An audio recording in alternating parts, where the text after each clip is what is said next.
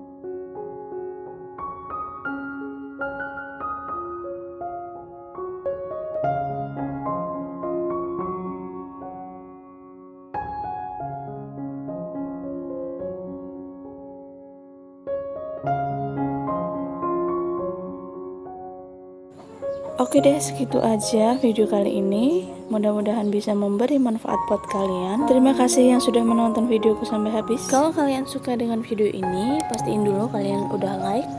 Jangan lupa komen di bawah dan share ke seluruh sosmed kalian. Dan sampai jumpa di video-video aku selanjutnya.